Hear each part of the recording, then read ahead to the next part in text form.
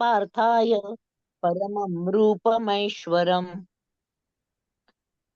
संजय म्हणाला, हे राजा, या प्रकारे बोलून महायोगेश्वर पुरुषोत्तम भगवंतांनी आपले विश्वरूप अर्जुनाला दाखवले. आता ना इथे म्हणजे ठीक आहे. आता संजय काय म्हणतोय की असं म्हणून भगवंतांनी आपलं दिव्य रूप अर्जुनाला दाखवलं. ठीक आहे, बघूया आता काय काय दाखवलं. माताजी घ्या पुढे.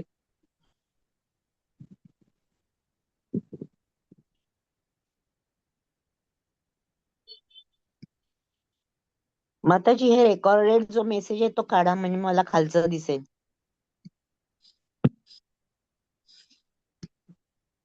ठीक आहे, मी पुढचं वाचते. हरे कृष्ण.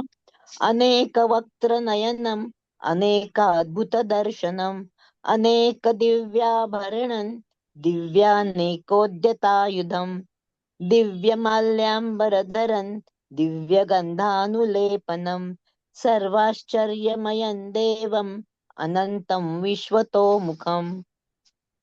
अर्जुनाने या विश्वरूपात असंख्य मुखे, असंख्य नेत्र, असंख्य अद्भुत दृश्ये पाहिली. हे रूप अनेक अलौकिक अलंकारांनी विभूषित झालेले आणि अनेक दिव्य शस्त्रांनी सज्ज झालेले होते. या विश्वरूपाने दिव्य वस्त्रे आणि माळा धारण केल्या होत्या आणि अनेक दिव्य सुगंधी द्रव्यांचा त्यांच्या शरीराला लेप दिला होता.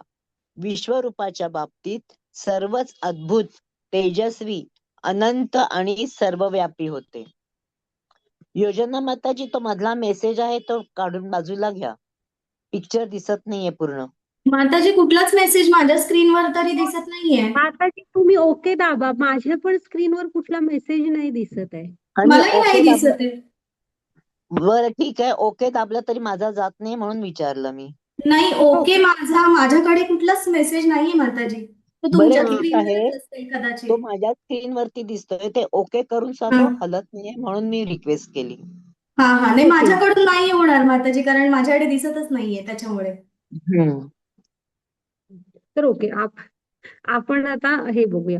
तर इथे ना ठीक आहे, मी तुम्ही ह्या स्क्रीन श्लोकात कॉपी करून कितींदा बघते. दिव्य दिव्य शब्द एक वापरलाय बघा, की कसं होतं ते विश्वरूप. की असंख्य मुखे, असंख्य नेत्र, असंख्य अद्भुत दृश्य. आता आपण फक्त ऐकत जाऊया, की बघा तुम्ही पण अनुभूती घ्या कसं आहे. आणि अर्जुनामुळे का होईना आपल्याला पण भगवंतांच्या ह्या विश्वरूपाचं दर्शन झालेलं आहे. माताजी घ्या पुढचा, आपण वाचूया कसं कसं आहे ते.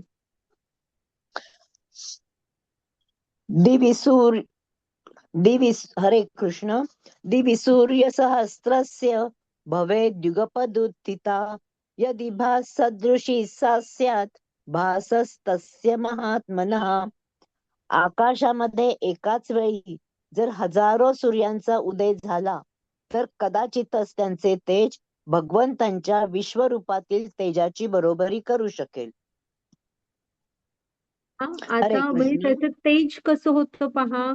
हजारो सूर्य, इथे एका सूर्याकडे आपण असं बघू नाही शकत उघड्या डोळ्यांनी. आणि हजारो सूर्य एकत्र आले, उगवले, तर तो जो प्रकाश असेल तेवढा प्रकाश होता ह्या विश्वरूपाचा.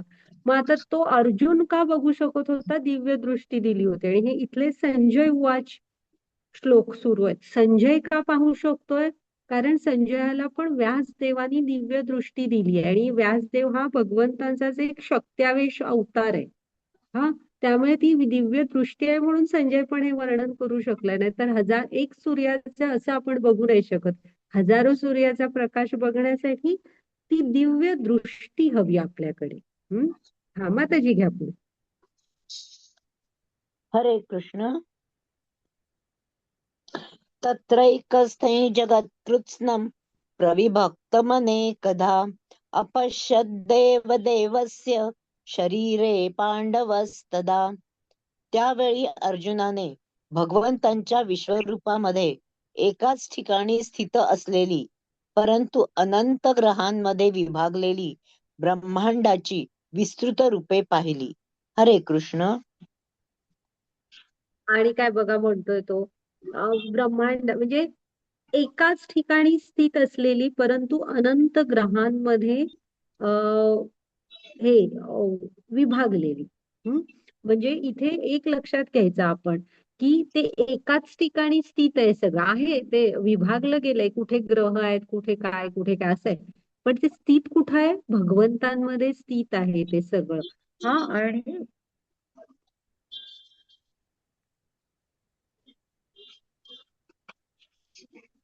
हे सगळं पुन्हा या स्पष्टीकरणात पण प्रभुपाद स्वामींनी परत एकदा सांगितलं की हे सगळं भगवंतानी अर्जुनाला दिव्य दृष्टी दिल्यामुळे त्याला दिसत आहे. हा, घ्या माताजी पुढे, ऐकाय सगळं वर्णन कसं भारावून टाकणार आहे.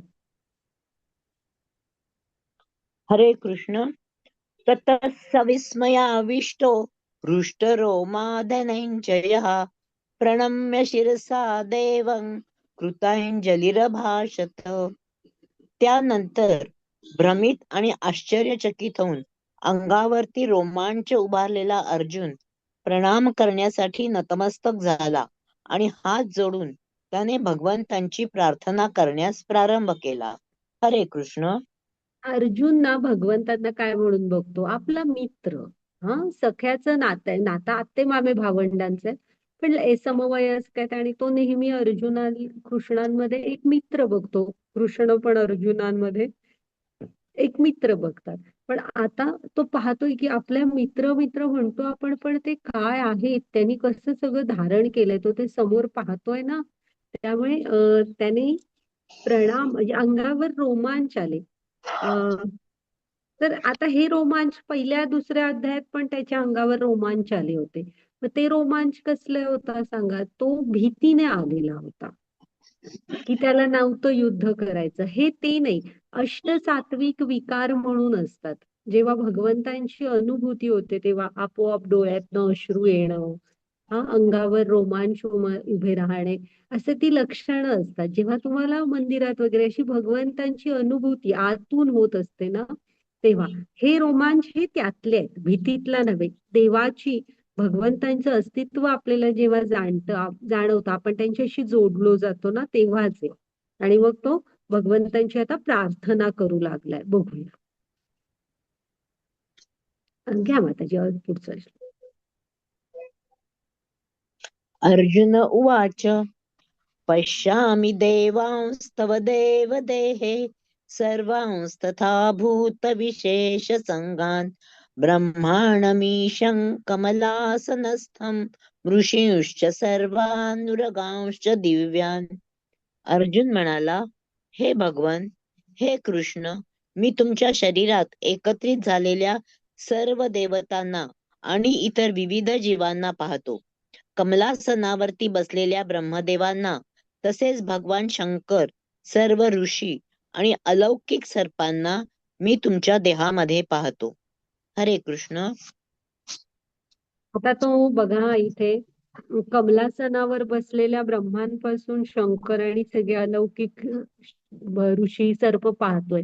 म्हणजे तो रथात उभा आहे आणि तिथून तो सुरुवात, आदी, मध्य, अंत सगळा पाहू शकतोय. कारण कमलासनात बसलेले विष्णू दिसतायत, म्हणजे त्याला गर्भोदकशाही विष्णू पण दिसतच असणार आहेत आणि पुढे महाविष्णू वगैरे पण दिसतच असणार आहेत. हा, हवे तो कृष्णांच्या कृपेने तो हे सगळं पाहू शकतोय. हा, माताजी घ्या पुढे.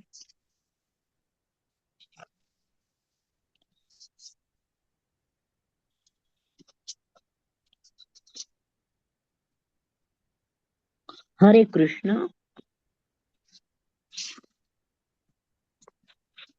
अनेक बाहू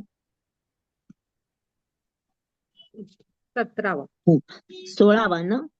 हा, हो, अनेक 16वा. बाहूदरवक्त्र नेत्रं पश्यामि त्वां सर्वतोऽनन्तरूपं नान्तं न मध्यं न पुनस्तवादिं पश्यामि विश्वेश्वर विश्वरूप. हे विश्वेश्वर, हे विश्वरूप, तुमच्या देहामध्ये मी अमर्यादित आणि सर्वत्र पसरलेल्या असंख्य भुजा, असंख्य उदरे, मुख आणि नेत्रांना पाहतो आहे. तुमच्यामध्ये मला आदी, मध्य आणि अंत काहीच दिसत नाही. हरे कृष्ण. म्हणजे तुम्ही फक्त ऐकत राहा कसं त्याने वर्णन केलंय. हा, तो म्हणतोय की आता ह्याच्यामध्ये त्याला आधी मध्य अंत असं काही दिसतच नाहीये, सगळं एकाच ठिकाणी आलेलं आहे ते. ओके, अमर्याद असं आहे सगळं. ओके, माताजी पुढचा श्लोक वाचा.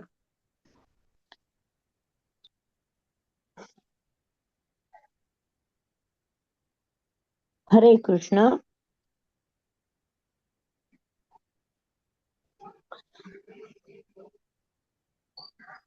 किरीटिनं गदिनैः चक्रिणैः तेजो राशिं सर्वतो दीप्तिमन्तं पश्यामि त्वां दुर्निरीक्षं समन्तात् दीप्तानलार्कद्युतिमप्रमेयम्.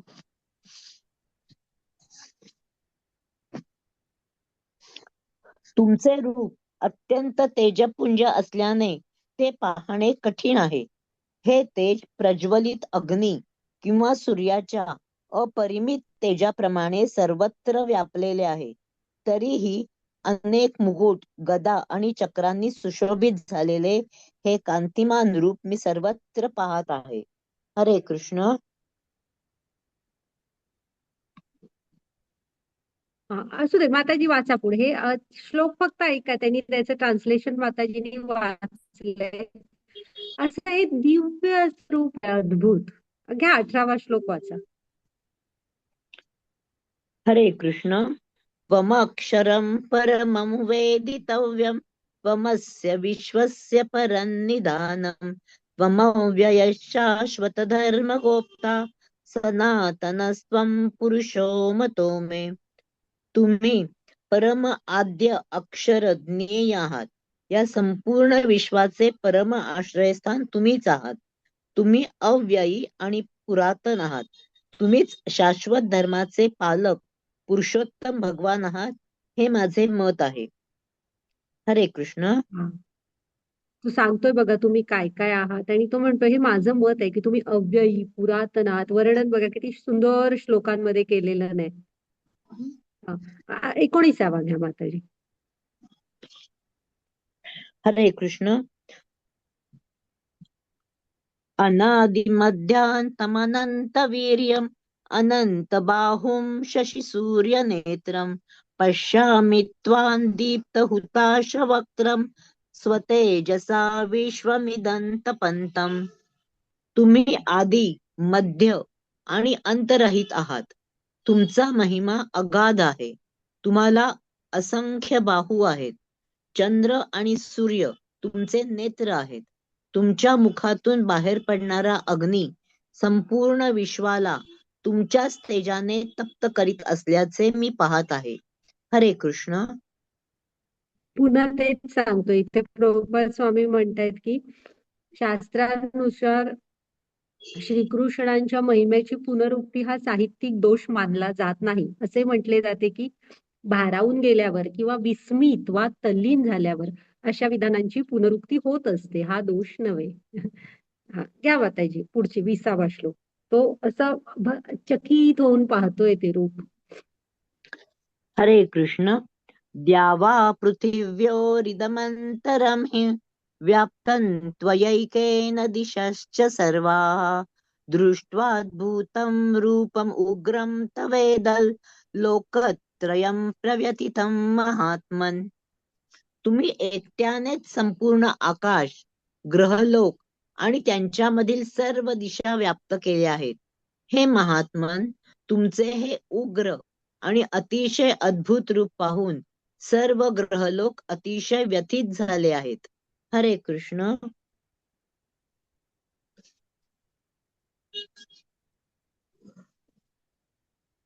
म्हणजे ना इथे एक लक्षात घ्या की त्याला जाणवत आहे की बाकी हे जे भगवंतांचं उग्र आणि म्हणजे अतिशय अद्भुत असं रूप आहे ना, ते पाहून सर्व ग्रहलोक अतिशय व्यथित झालेत. म्हणजे ज्यांच्यामध्ये ती क्षमता आहे आध्यात्मिक स्तरावरची, की हे जसं मगाशी म्हटलं भीष्म देवांमध्ये होती, तर अशा टाईप ज्यांच्यामध्ये ही क्षमता आहे ते रूप पाहायची, ते त्यांच्या त्यांच्या ठिकाणाहून पाहू शकतायत. सर्व ग्रहलोक अतिशय व्यथित झालेत. मग ते पण जसं अर्जुन इथे चक्रावून गेलाय ते विरूप पाहून, तसं ते पण असे व्यथित झाले. सहन होत नाही. कसं आहे ना, ही जी तुमच्या आपल्याला ते सहन होत नाही ते विश्वरूप. त्याने पुढे सांगितले, त्यामुळे तो स्वतःच आधी सांगत नाहीये.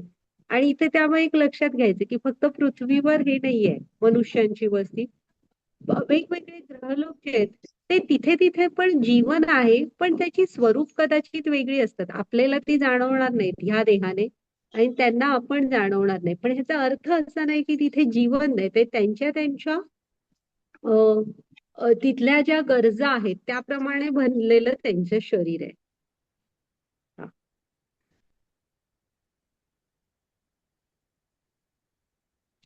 हरे कृष्ण. अमी हि त्वां सुरसङ्घा विशन्ति केचित् भीताः प्राञ्जलयो गृह्णन्ति स्वस्तीत्युक्त्वा महर्षि सिद्धसङ्घाः स्तुवन्ति त्वां स्तुतिभिः पुष्कलाभिः. सर्व देवतागण तुम्हाला शरण येऊन तुमच्यामध्ये प्रवेश करीत आहेत.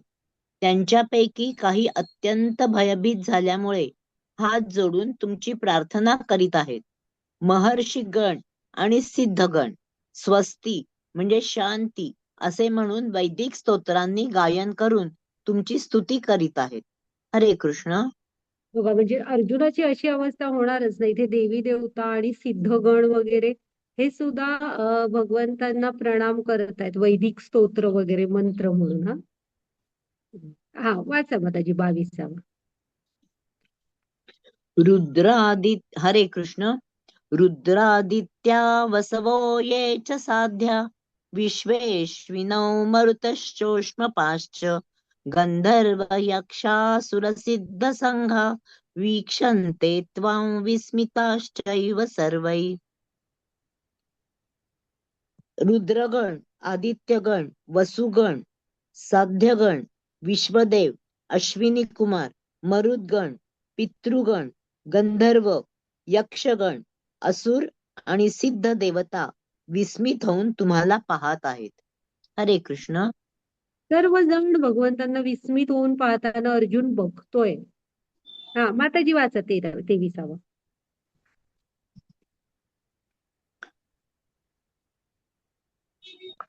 हरे कृष्ण. रूपं महत्ते बहुवक्त्र नेत्रं महाबाहो बहुबाहुरुपादं बहुदरं बहुदंष्ट्राकरालं दृष्ट्वा लोका प्रव्यथितास्तथाहम्. हे महाबाहू, देवतांसहित सर्व लोक तुमचे अनेक नेत्र, मुखे, भुजा, जांघा, पाय, उदरे आणि अनेक अकरा विकरा दाढा असणारे महाकाय रूप पाहून अतिशय व्यथित झाले आहेत आणि त्यांच्याप्रमाणेच मी सुद्धा व्यथित झालो आहे. हरे कृष्ण. अर्जुन आधी दुसऱ्यांचं सांगतो, पण तो एक राजा कसा असतो बघा. हा असं नाही आपल्याला वाटतं ना की राजे हे म्हणजे तुम्ही शास्त्रांमध्ये जाल की ते ऐश्वर्याचा खूप उपभोग घेतात. नाही, ते राजे कसे होते, प्रजा सुखी तर तो राजा श्रेष्ठ, असं तेव्हाच हे होतं. म्हणजे एक राजा किती कार्यक्षम आहे, किती चांगला आहे, हे कसं ओळखलं जायचं, तर समजा ऋषीमुनी किंवा दुसरे राजे वगैरे भेटायला आले तर प्रजा कशी आहे असं विचारायचे, आणि ती प्रजा ज्या अवस्थेत असणार त्यावरनं तो राजा किती श्रेष्ठ आहे ते समजलं जायचं. इथे त्यामुळे तो स्वतःच आधी सांगत नाहीये, ते बाकीचे कसे तुम्हाला बघून व्यथित होतात आणि ते त्याला दिसतंय. तुम्हाला म्हंटल तसं हे रूप सहन होण्यासारखं नाहीये. हा वाचा माताजी 24.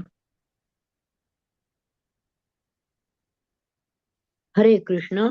नभस्पृशन् दीप्त अनेकवर्णं व्यात्ताननं दीप्त विशालनेत्रं दृष्ट्वा हि त्वां प्रव्यथितान्तरात्मा धृतिर्न विन्दामि शमै च विष्णु. हे सर्वव्यापी विष्णू, अनेक तेजस्वी वर्णांनी युक्त असे तुम्ही आकाशाला स्पर्श करीत असलेले पाहून, तसेच तुमची आवासलेली मुखे आणि प्रदीप्त विशाल नेत्रांनी युक्त असे तुमचे रूप पाहून माझे मन भयाने व्यतीत झाले आहे. त्यामुळे माझे धैर्य आणि मानसिक संतुलन नाहीसे झाले आहे. हरे कृष्ण. आता स्वतःविषयी सांगतोय की भगवंत हे तुमचं रूप पाहून असं माझं धैर्य आणि मानसिक संतुलन बिघडत चाललंय असं त्याला वाटतंय, नाहीसं होत चाललंय. भीती माझा हे घेतेय, ताबा घेतल्यासारखी. हे वाचा माताजी 25वा घ्या.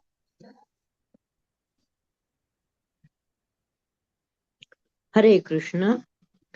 दंष्ट्रा कराला निचते मुखानी दृष्ट्वैव काला नलसन्निभानी दिशो न जाने न लभे च शर्म प्रसीद देवेश जगन्निवास.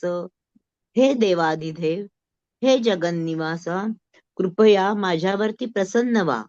तुमची मृत्यूरूपी प्रज्वलित मुखे आणि अकराळ विक्राळ भयंकर दाढा पाहून माझे संतुलन हरपले आहे.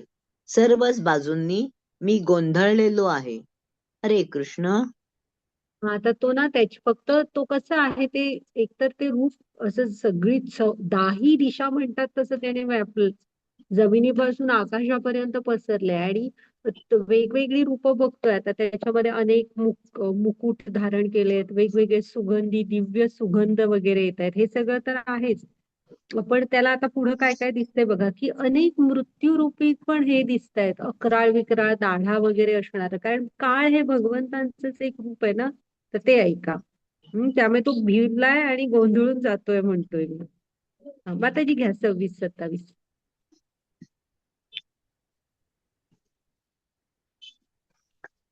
हरे कृष्ण.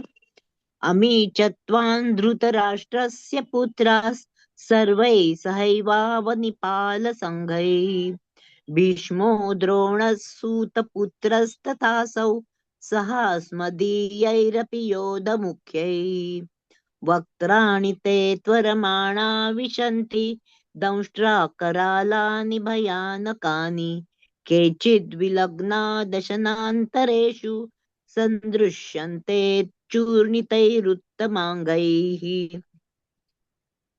स्वपक्षीय राजांसहित सर्व धृतराष्ट्र पुत्र भीष्म, द्रोण, कर्ण आणि आमच्या पक्षातील मुख्य योद्धेही तुमच्या भयंकर मुखात त्वरेने प्रवेश करीत आहेत. काही जण तुमच्या दातांमध्ये अडकून त्यांच्या मस्तकांचा चुराडा झाल्याचे मला दिसत आहे. हरे कृष्ण. म्हणजे इथे एक कारण होतं ना, की मृत्यूने अर्जुनाला वाटत होतं ना, की माझ्या स्वकीयांचा कसा मी मृत्यूला कारण होऊ. तर कृष्णाने काय त्याला सांगितलेलं ते तू तुझं कर्तव्य कर. हा त्यांच्या ह्याने त्यांनी आधीच मृत्यूला प्राप्त केलेलं आहे त्यांच्या कर्माने. तर इथे पाहतो तू बघतोय ते सगळे कसे मृत्यूच्या मुखात चाललेत.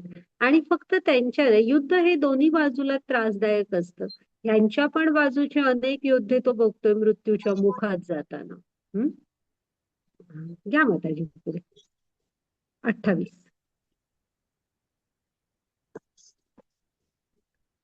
हरे कृष्ण. यथा नदीनां बहवोऽम्बुवेगास् समुद्रमेवाभिमुखा द्रवन्ति तथा तवामि नरलोकवीरा विशन्ति वक्त्राण्यभिविज्वलन्ति. ज्याप्रमाणे नद्यांचे अनेक प्रवाह समुद्रामध्ये प्रवेश करतात, त्याप्रमाणे हे सर्व महान योद्धे तुमच्या प्रज्वलित मुखांमध्ये प्रवेश करीत आहेत. हरे कृष्ण. हा जसे म्हणजे नद्यांचे प्रवाह समुद्रामध्ये प्रवेश करतात तसं म्हणतो हे महान योद्धे प्रज्वलित तुमची अशी जी मुख तुम्ही उघडून ठेवली आहे काळ स्वरूप आहेत. तर ते त्याच्यामध्ये प्रवेश करताना अर्जुन पाहतो कसं त्याला वाटत असेल बघा. हा वाचा माताजी 29वा.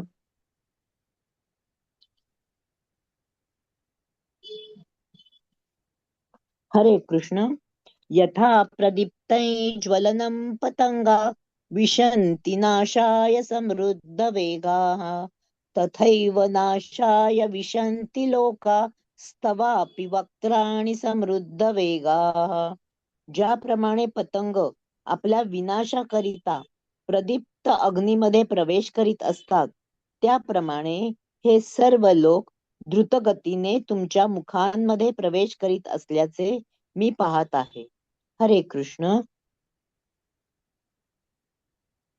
हा, ते लाईट वर येतात बघा किडे, असे आपण बघतो बघा की म्हणजे उष्णतेचं, प्रकाशाचं आकर्षण असतं आणि ते तिकडे जात असतात आणि मग गरम असतं, त्यामुळे मग ते तिथे हे खाली हे मरून असे पडलेले आपल्याला दिसतात. ते दसरा वगैरेच्या टायमात जास्त येतात बघा. ते तसे म्हणजे त्यांना ते अग्नी किंवा प्रकाशाचं अट्रॅक्शन असतं, त्याच्यामुळे आपण जळून जाऊ हा पण ते विचार करत नाही. तसे हे सगळे तुमच्या प्रदीप्त अग्नीमध्ये प्रवेश करताना त्याला दिसत आहेत. वाचा माताजी 30वा.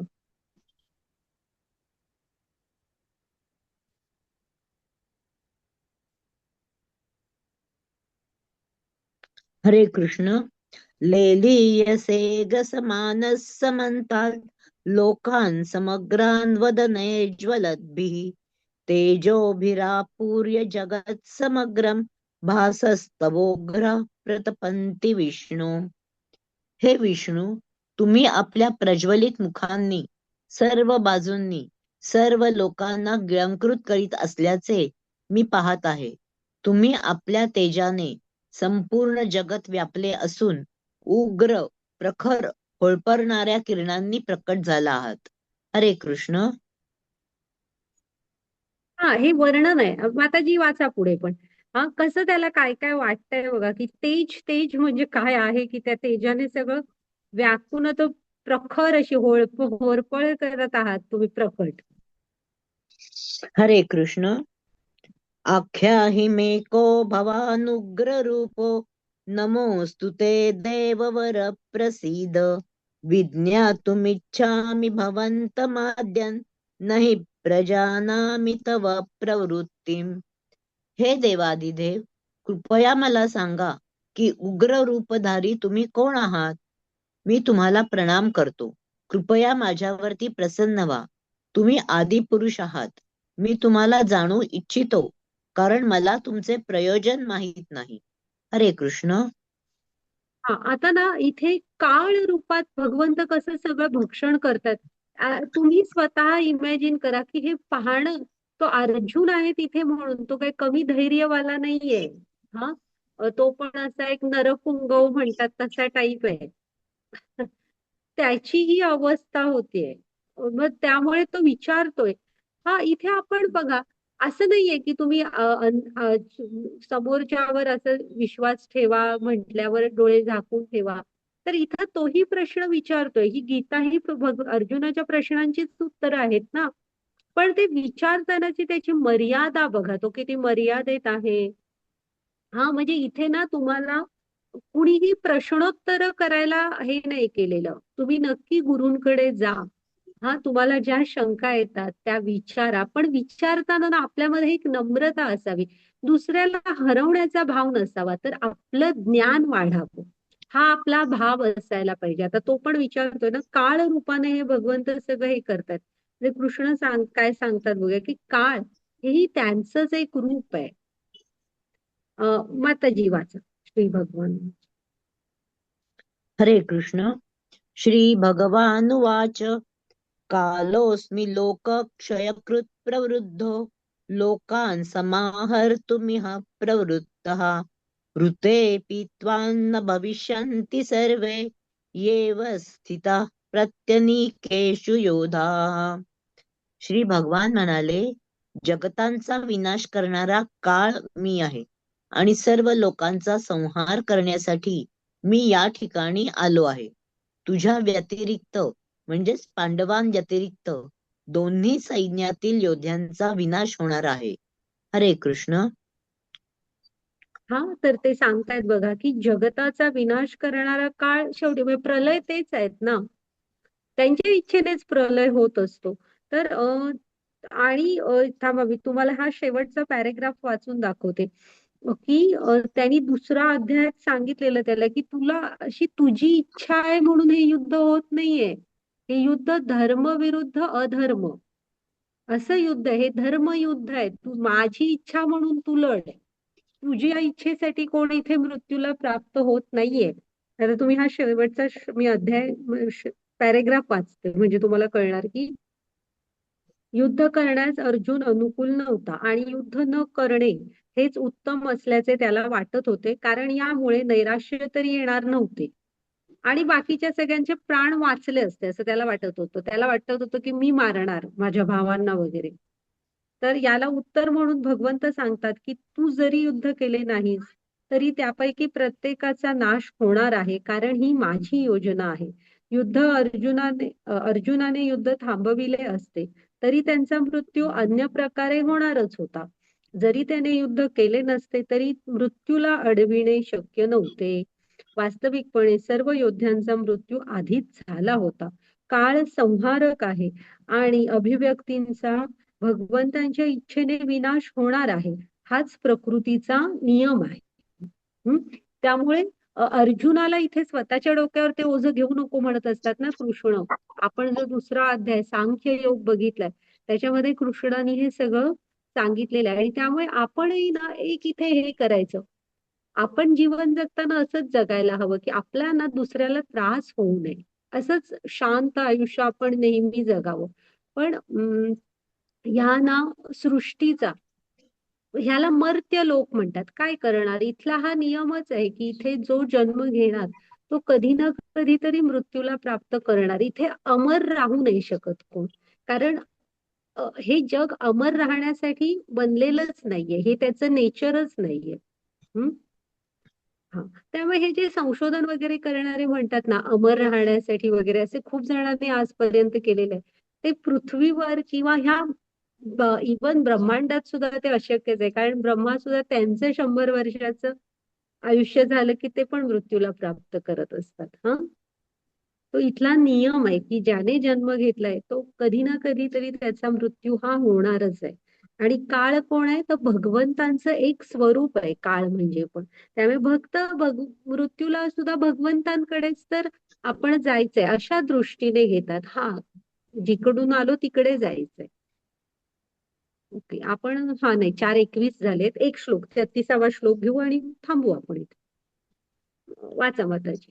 हरे कृष्ण. तस्मात्मम् उत्तिष्ठ यशो लभस्व जित्वा शत्रून् भुङ्क्ष्व राज्यं समृद्धं मयैवैते निहताः पूर्वमेव निमित्तमात्रं भव सव्यसाचिन्. म्हणून उठ, युद्धात सिद्ध हो आणि यशप्राप्ती कर. शत्रूवरती विजय मिळव आणि समृद्ध राज्याचा उपभोग घे. माझ्या योजनेनुसार त्यांचा पूर्वीच मृत्यू झाला आहे आणि हे सव्यसाची, युद्धामध्ये तू केवळ निमित्त मात्रच हो. हरे कृष्ण. एक लक्षात घ्या हा, इथे गीता ही तुम्हाला कुठेही कर्तव्यापासून बाजूला व्हायलाच सांगत नाही. भगवंत स्वधर्म आचरायला सांगतात. धर्म म्हणजे हिंदू मुसलमान वगैरे टाईप गीतेमध्ये, तिथे सनातन धर्म असा आहे. त्यामुळे असले धर्म त्यांना अपेक्षितच नाही. इथे प्रकृतीचे नियम लागू होतात की आपण मनुष्य शरीर तुम्हाला मिळालंय ना, मग उच्च चेतना मिळालेली असते. तर तुमचं पहिलं कर्तव्य असतं की तुम्ही भगवंतांशी जोडण्याचा प्रयत्न करणं. मी कोण आहे ह्याचा शोध वगैरे घेणं, हे तात्विक झालं.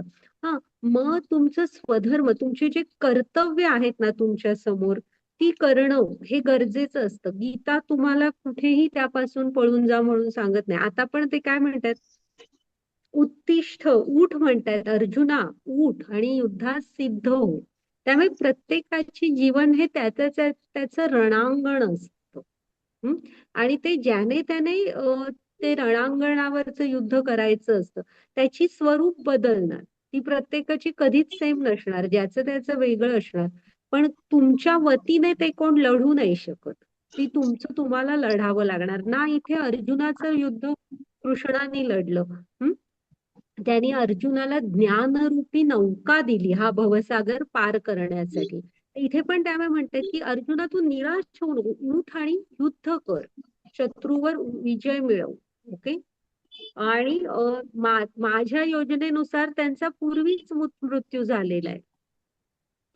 आपल्याला वाटत म्हणून इथेही ना, मी कदाचित अर्जुनाला वाटेल ना मी मारलं ते येईल की इथे आपण एक निमित्तच असतो, करता करविता ते आहे. हा, आपल्यामध्ये मी केलं हा अहंकार एक कधी येऊ देऊ नका. मी आणि माझं आता आपण आहोत अशा इन्स्टिट्यूट मध्ये आहोत की माझी पोस्टच अशी आहे की मी ऍडमिनिस्ट्रेशन मध्ये आहे की मला डिसिप्लिन ठेवावा वगैरे लागतो, मला कडक व्हावं लागतं. ऑफकोर्स नियम पाळले गेले पाहिजेत. हा, मुलांना वळण लावावं लागतं कधी कधी. असं, पण ह्याचा अर्थ असा नका घेऊ की ते कायमचं पोझिशन आहे तुमची. नित्य आपण फक्त एकच आहोत, भगवंतांचे दास. हाच आत्म्याचं नित्य स्वरूप आहे. बाकी आहे ना, एक लक्षात ठेवायचं की ते तुम्ही कर्तव्य बुद्धीतनं करा, त्यांच्या चांगल्यासाठी आणि माझी ड्युटी म्हणून मी केलं. त्याच्यामध्ये ना त्या व्यतिरिक्त त्या कुणाविषयी मनात दुःख, राग ह्या भावना ठेवू नका. प्रेमाच्याच भावना असू देत. आणि हेही लक्षात ठेवा की ही पदं, ह्या पोझिशन ह्या कधी ना कधीतरी आपल्याला सोडायच्याच आहे. हम्म. चालेल माताजी, थांबू आपण इथे. माताजी रेकॉर्डिंग स्टॉप करा आणि तुम्हाला काही शंका असली तर विचारा. खूप छान वाटतात हे जे अध्याय आहेत ना, हे तुम्ही पुन्हा पुन्हा वाचत चला. खूप सुंदरसे अध्याय आहेत, चांगले वाटतात वाचायला ते, त्यांची वाणी